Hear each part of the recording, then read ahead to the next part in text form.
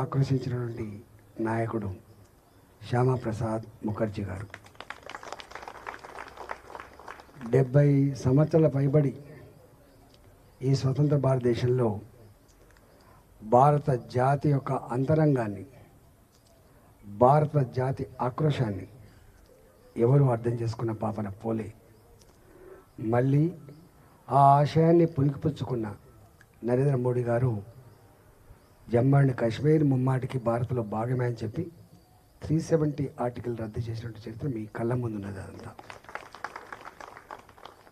ఆనాటి డివిజన్, ఆ చీకటి అధ్యాయాల గురించి చాలామంది ఇక్కడ పెద్దలున్నారు.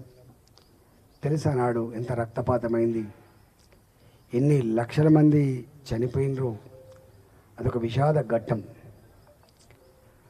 అంత త్యాగాల తర్వాత, అంత రక్తపాతం తర్వాత, లక్షల మంది పరమపదించిన తర్వాత ఇంకా ఎందుకు ఉండాలి ఈ వివక్ష, ఇంకా ఎందుకు ఉండాలి ఈ 2 చట్టాలనేటువంటి మొట్టమొదటి అంశాన్ని ప్రస్తావించి వారు ఇంతకుముందు చెప్పినట్టుగా జమ్మూ కాశ్మీర్కి పోయి అక్కడే సత్యాగ్రహం చేసి అనుమానాస్పదంగా మృతి చెందింది.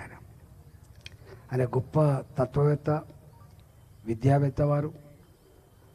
వారు ఉపాధ్యాయ గారు ఇద్దరు కలిసి మొట్టమొదటి జనసంఘాన్ని స్థాపించి ఎమర్జెన్సీ చీకటి రోజులలో ఇలా జనసంఘ్ దాని సంబంధం ఉన్నటువంటి అనేక మంది నాయకులు జైలు పాలయ్యారు. మీకు తెలుసు.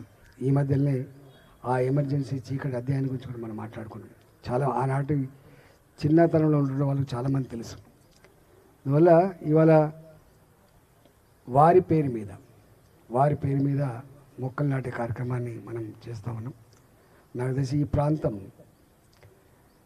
హార్టికల్చర్కి మూల ప్రాంతం ఈ కొంపల్లి ప్రాంతం. ఇక్కడ ఉన్నటువంటి ఈ గార్డెన్లు అన్నీ కూడా రాజుల నాయకత్వంలో జరిగేది. రాజులు వచ్చిన తర్వాతనే ఈ ప్రాంతంలో గ్రేప్ గార్డెన్లు, రాజులు వచ్చిన తర్వాతనే పందిరి వ్యవసాయాలు మొదలైనవి. ఇక్కడ ఈ NCL 1, NCL 2 మొట్టమొదటి కాలనీలు ఇక్కడ. అంటే ప్రకృతిని ప్రేమించడం, ప్రకృతి మానవ జాతికి ఉపయోగపడే పద్ధతిని ఇన్కల్కేట్ చేసిన ప్రాంతం కొంపల్లి ప్రాంతం కాబట్టి, ఆ తదుపరి మళ్ళీ పోల్ట్రీకి నిలయంగా ఉన్న ప్రాంతం కాబట్టి, నేను కూడా 92లో ఇక్కడికి వచ్చిన. ఈ కాలనీ మొట్టమొదటి ఎస్టాబ్లిష్ అయినప్పటి నుంచి ఉన్నాను. ఈ కిట్టు కూడా ఇక్కడ వాళ్ళ భూములు ఇవన్నీ. నేను కూడా ఇక్కడికి వస్తుంటుంది కానీ అప్పుడు రాలేకపోయినాం. అట్లా ఈ ప్రాంతంతో అనుబంధం ఉంది. నేను ఒకటే, ప్రకృతిని ప్రేమించకుండా, ప్రకృతిని మనం కాపాడుకోకపోతే మానవ మనుగడే ప్రశాంతకమైన పరిస్థితి కనబడుతుంది. మనం ఢిల్లీలో ఉంటే రాత్రి 9 గంటలకు చెంపలకు వడగాలి తాగుతుంది. రాత్రి 9 గంటలకు ఎట్లా బతుకుతున్నాను అనిపించింది ఇక్కడ. ఇవాళ గ్లోబల్ వార్మింగ్ గురించి ప్రపంచ దేశాలు ఆలోచన చేస్తూ ఉన్నాయి. ప్రపంచ పెద్దలంతా కూడా ఆలోచన చేస్తూ ఉన్నారు, శాస్త్రవేత్తలు. మీరు చూస్తూ ఉన్నారు, ఇలా విపరీతంగా పెరిగిపోతూ ఉన్నాయి, ధృవాలు కరిగిపోతున్నటువంటి సంకేతాలు వస్తూ ఉన్నాయి. కాబట్టి ఇవాళ ఈ ప్రకృతిని డిస్ట్రక్ట్ చేస్తే అంతిమంగా మానవ మనుగడనే ప్రశాంతకమైన ప్రమాదం ఉంది. కాబట్టి ఇవాళ ఈకో ఫ్రెండ్లీ అని చెప్పి మాటలు చెప్పిన, ప్రకృతిని విధ్వంసం చేయొద్దని చెప్పి మాటలు చెప్పిన, మనిషి ఎందుకో తన స్వార్థంతో ఇవన్నీ నాశనం చేస్తూ ఉన్నాడు. కాబట్టి నేను చాలాసార్లు చెప్తుంటా, మనం ప్రకృతిని నాశనం చేస్తే అంతిమంగా దాంట్లో మనం కూడా భాగస్వాములు అవుతామనే విషయాన్ని మర్చిపోవద్దని చెప్తూ ఉంటాం. మేము చిన్నతనంలో ఇవాళ ఏ వ్యవసాయంలో అయితే మళ్ళీ ఇవాళ ఆర్గానిక్ మాన్యూర్ అనే కొత్త పద్ధతులు, లేకపోతే ప్రకృతి వ్యవసాయం అనే కొత్త పద్ధతులు అన్నీ కూడా వెనుకటి. ఆనాడు పెంట బొందలలో పెంట ఉండేది, ఆనాడు కంచెలలో పాలకొడి శాఖ ఉండేది, ఎంపలాకు ఉండేది. ఇవాళ నాటడానికి పోతే ఎర్రలు పారేది మొత్తం.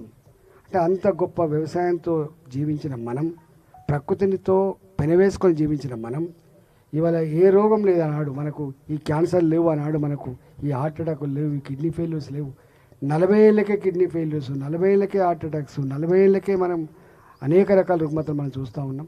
కాబట్టి ఇవాళ అవన్నీ ఎందుకు వస్తున్నాయో ఇవాళ మాట్లాడుకుంటున్నాం కానీ దాన్ని ఆచరించట్లేదు. ఎంతనన్నా డబ్బులు సంపాదించుకోవాలి, పాలల్లో కల్తీ చేయాలి, పుచ్చకాయలు కూడా లోపల ఇంజెక్ట్ చేయాలి కలర్ని. ఇట్లా రకరకాల తన అవసరం కోసం, తన స్వార్థం కోసం మనిషి యొక్క జీవితాన్ని పరంగా పెట్టి ఈ రోజుల్లో కూడా మళ్ళీ మనమే ఈ ప్రకృతిని కాపాడుకునేటువంటి కర్తవ్యం భుజాల మీద వేసుకొని చేయాలని చెప్పి కోరుతా ఉన్నా. దాంట్లో భాగంగా ఇలా చెట్టు ఎంత గొప్పదో ఒక పాట రాసిండు ఈ మధ్యకాలంలో, మీరు వింటారు. తల్లి కంటే గొప్పదని చెప్పి రాసిండు. ప్రకృతిని కాపాడుకుందాం అనే దాంట్లో భాగంగా ఈ మొక్కను ఏదైతే పెట్టాలని చెప్పి మోడీ గారు పిలుపునిచ్చిండో అందరం ఉన్నంతలో ఎక్కడ జాగా ఖాళీ ఉంటే అక్కడ పెట్టుకొని ప్రకృతిని కాపాడుకుందామని చెప్పి మనవి చేస్తూ మీ అందరికీ ఈ కార్యక్రమంలో పాల్గొన్న మీ అందరికీ ధన్యవాదాలు తెలియజేస్తూ నమస్కారం. జై తెలంగాణ.